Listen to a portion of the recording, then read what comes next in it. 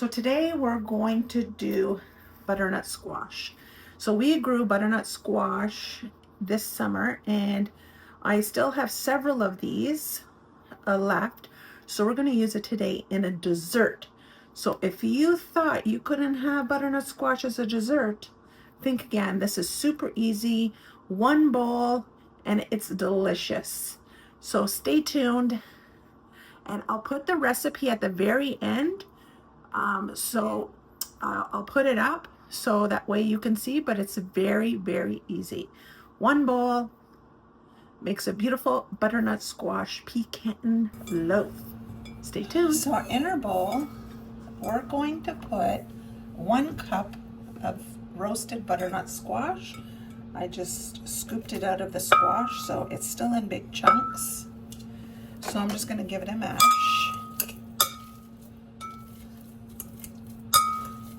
Just so I can, it's in smaller pieces.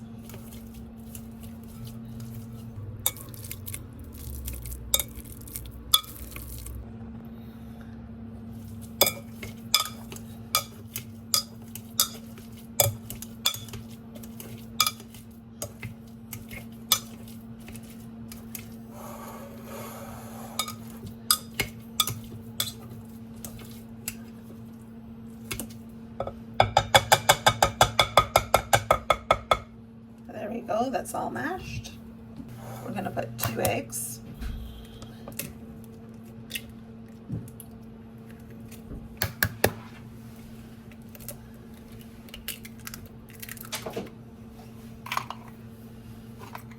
I'm just gonna use the same masher because it's already ready.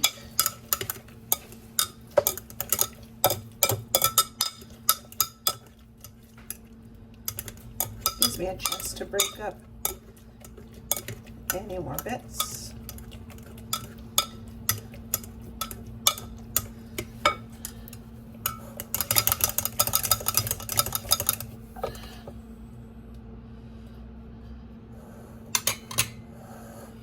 All right, now we're gonna put in our sugar. So this is 2/3 of a cup of brown sugar.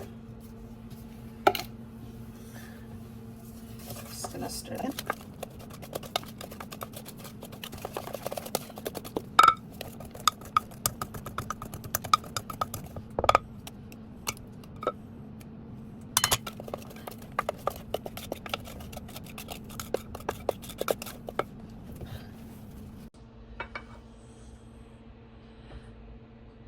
Now we're just gonna put in 1/2 cup of melted butter. I just had a little bit left, so I just melted it right in the butter dish. Stir the butter in.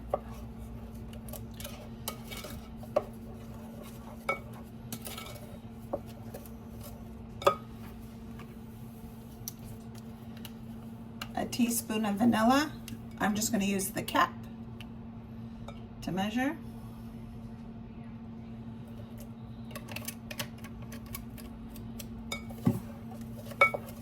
Stir it in.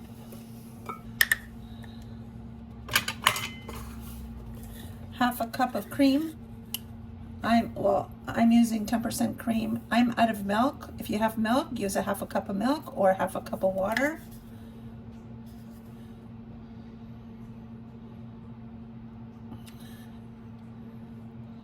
That's going in.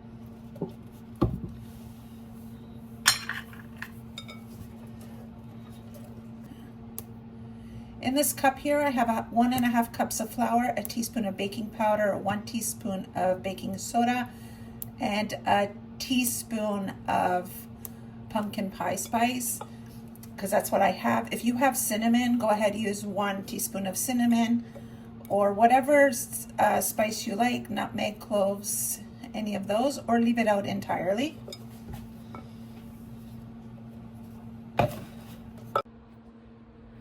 Just gonna mix this all in together. Once all mixed, you can add in whatever you like or leave it as is. I have a little bit of pecans left, so I just chop them up, and I'm gonna stir in some pecans or pecans. So this is basically the cake here. Easy to put together. Take a prepared baking pan. I just sprayed it with some nonstick spray. And you're gonna pour this all in.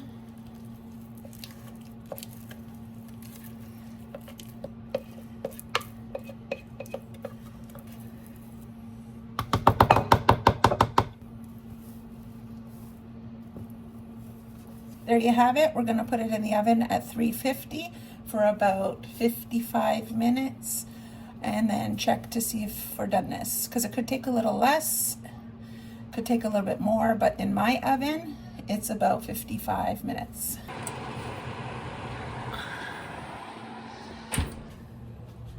And there we have it. It's all done. So once you put something in it and it comes out clean, it's done. So what you can do is you could ice it with mix some icing sugar and milk together, or even with maple syrup, and ice that, and that's good to go. So what I am going to do is I'm going to put a few holes in here all the way around.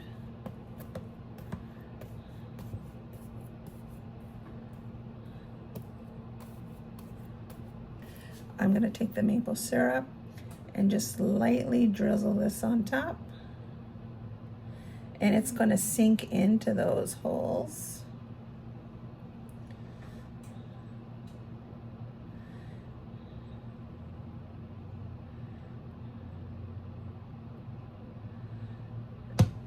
And there you have it. This is just a little bit of a glaze. It's going to sink all inside, and it's going to have a nice mapley flavor.